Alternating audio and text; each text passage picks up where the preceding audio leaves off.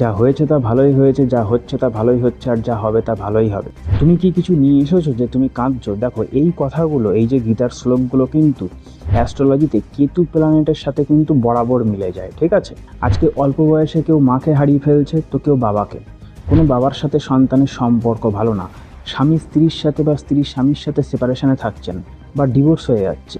অ্যাস্ট্রোলজিতে যে সমস্ত গ্রহগত কানেকশানগুলো এই সমস্ত ঘটনাগুলোর জন্য দায়ী, তার মধ্যে কেতু গ্রহের ভূমিকা কিন্তু অন্যতম।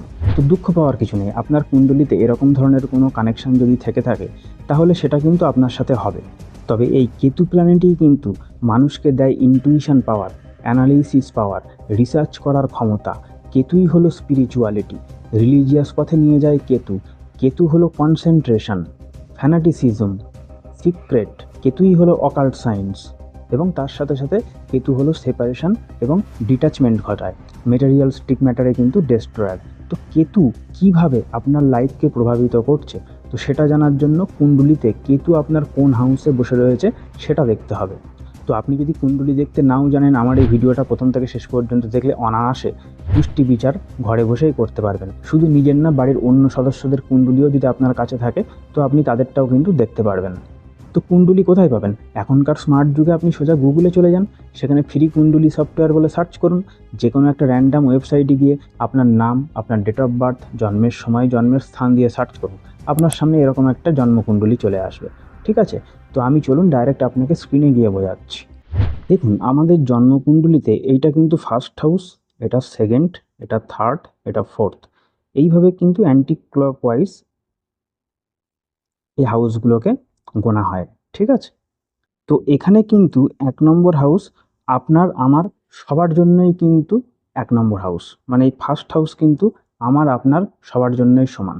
আপনার জন্যও এটা ফার্স্ট হাউস, আমার জন্যও তা, আপনার পাশের বাড়ির দাদা বৌদির জন্যও তাই, আপনার ফ্রেন্ডেরও তাই, আপনার বাবা মারও তাই। ঠিক আছে, সেকেন্ড হাউস এটা সবারই সেকেন্ড হাউস, এটা থার্ড হাউস।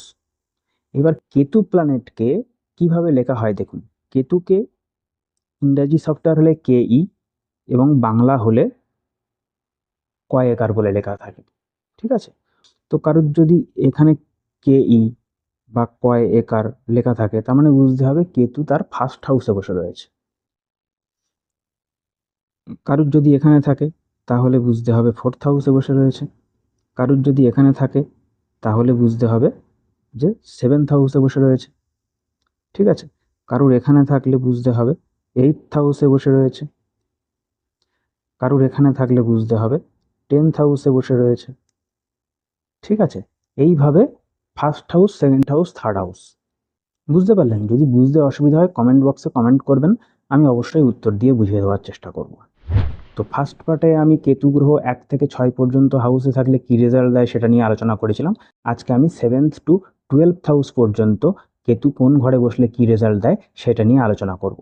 তো 7th হাউস, কেতু যদি কারোর 7th হাউসে বসে যায়, 7th হাউস দিয়ে কী দেখা হয়? 7th হাউস দিয়ে দেখা হয় মানুষের marriage, marriage relationship, spouse, business partnership. ঠিক আছে, তো কেতু যদি কারোর 7th হাউসে বসে যায়, সেক্ষেত্রে সেই ব্যক্তির ওয়াইফের কিন্তু স্বাস্থ্য ভালো নাও যেতে পারে। মোটামুটি এক্ষেত্রে কিন্তু মোটামুটি ওয়াইফের lower pelvic part, lower back area, অ্যাবডোমেনের নিচের অংশটা, ঠিক আছে, ইউটেরাস, ইউরিনারি ট্র্যাক্ট, ঠিক আছে, এইসব জায়গায় কিন্তু প্রবলেম কিন্তু হতে পারে। এক্ষেত্রে যদি রাশি ভালো থাকে তবে কিন্তু এই এফেক্ট কিন্তু একটু কম হয়। তাছাড়া দেখা যায় কি, 7th হাউসে যদি কেতু বসে, তো এই ব্যক্তির ওয়াইফের সাথে কিন্তু মোটামুটি ঝগড়াঝাটি একটু বেশিই লেগে থাকে, এবং ওয়াইফের সঙ্গে কিন্তু একসময় কিন্তু সেপারেশনে এসে যাওয়ার কিন্তু মনোভাব তৈরি হতে পারে। রাশি যদি ভালো না হয় সেক্ষেত্রে কিন্তু ডিভোর্সও কিন্তু হতে পারে।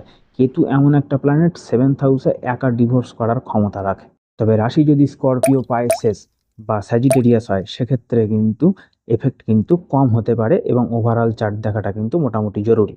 এবং 7th হাউসে কেতু বসলে, কেতু যেহেতু একটু ন্যাচারাল মেলেফিক প্ল্যানেট, তো এই ব্যক্তির ওয়াইফকে কিন্তু একটু ভায়োলেন্স প্রকৃতির করে তোলে।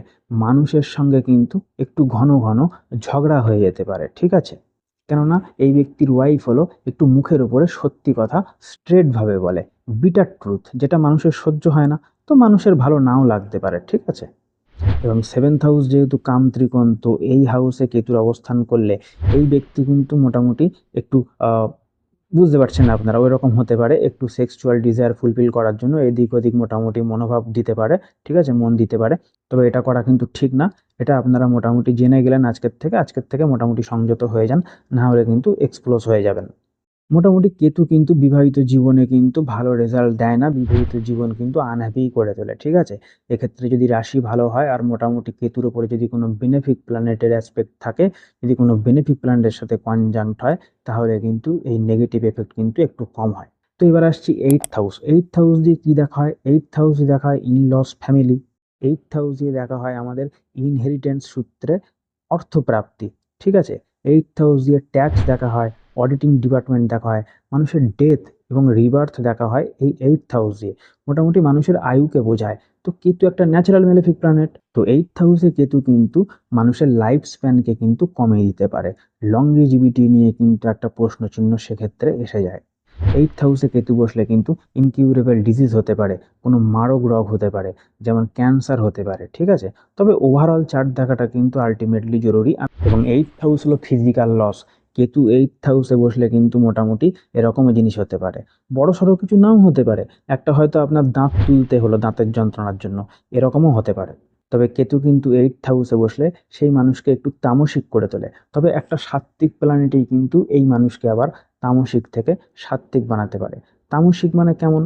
মোটামুটি একটু শুয়ে বসে থাকবো, অলস প্রকৃতির, ঠিক আছে, মাথায় রং চিন্তা ভাবনা আসা, এগুলো হয়। তবে এক্ষেত্রে যদি বৃহস্পতি, বুধ, ভেনাস এরকম কোনো বেনিফিক প্ল্যানেটের অ্যাসপেক্ট থাকে এই এইট হাউসে কেতুর ওপরে, তাহলে কিন্তু নেগেটিভ এফেক্ট কম হয়।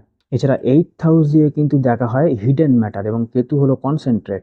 তো এইসব মানুষ কিন্তু হিডেন ম্যাটারে প্রচণ্ড কনসেন্ট্রেট করে। এই মানুষের মাইন্ড কিন্তু রিসার্চ ওরিয়েন্টেড প্রকৃতির হয়। অকাল্ট নলেজ, তন্ত্রবিদ্যা, স্পিরিচুয়াল মেডিটেশন লাইনে থাকলে কিন্তু এই লোকরা মোটামুটি এক্সপার্ট হয়। এবং তন্ত্রমন্ত্রবিদ্যা প্রয়োগ করতে গিয়ে যদি ভুলভালভাবে প্রয়োগ করে ফেলা হয়, তাহলে কিন্তু এইট হাউসে কেতু অবস্থান করলে কিন্তু সেই ব্যক্তির ফিভার হতে পারে। কেননা ভুলভাবে তন্ত্র প্রয়োগ করার ফলে যে এনার্জি মোটামুটি বেরোয়, সেই এনার্জি কিন্তু এই মানুষের বডিতে ঠিকভাবে অ্যাবজর্ব না হওয়ার ফলে এই ব্যক্তির ফিভার প্রবলেম হতে পারে। এবার আসছি নাইন্থ হাউসে কেতু কিন্তু মোটামুটি স্পিরিচুয়াল লাইনে ভালো, ঠিক আছে। এবং নাইন্থ হাউসে যেহেতু পিতাকে দেখা হয়, তো নাইন্থ হাউসে কেতুর অবস্থান কিন্তু ভালো বলে কনসিডার করা হয় না। পিতার স্বাস্থ্যর প্রবলেম কিন্তু হতে পারে, পিতার সাথে সম্পর্ক খারাপ হতে পারে, সেপারেশনে থাকতে হতে পারে, মোটামুটি ফিজিক্যালি বা মেন্টালি ডিটাচ কিন্তু পিতার সাথে কিন্তু আসবে। অথবা এমন হতে পারে যে এই ব্যক্তি এমন কিছু করলো যার জন্য মোটামুটি পিতার একটা কিন্তু বদনাম হলো। তবে এই হাউসে কেতুর অবস্থান সেই মানুষকে কিন্তু স্পিরিচুয়াল বানাতে পারে, রিলিজিয়াস পথে নিয়ে যেতে পারে, সেই মানুষ ধার্মিক হতে পারে। তবে রাশি যদি খারাপ হয় সেক্ষেত্রে কিন্তু সেই মানুষ অধার্মিক কার্যকলাপেও জড়াতে পারে। নাইন্থ হাউসে মোটামুটি দূর যাত্রা দেখা হয়, আর কেতুও কিন্তু মোটামুটি ফরেন ট্রাভেল বোঝায়। তো এই মানুষের কিন্তু মোটামুটি ভ্রমণ যোগ থাকবে। কেতু নাইন্থ হাউসে বসলে মোটামুটি পিতৃভূমি থেকে কিন্তু দূরে থাকতে হতে পারে, সেটা পড়াশোনার সূত্রে হোক, উচ্চশিক্ষার জন্য হোক, বা কর্মসূত্রের জন্য। এবং নাইন্থ হাউস দিয়ে আমরা আলটিমেটলি আমাদের লাককে দেখি, ভাগ্যকে দেখি। তো কেতু নাইন্থ হাউসে কিন্তু খুব একটা ভাগ্য সাথ দেয় না।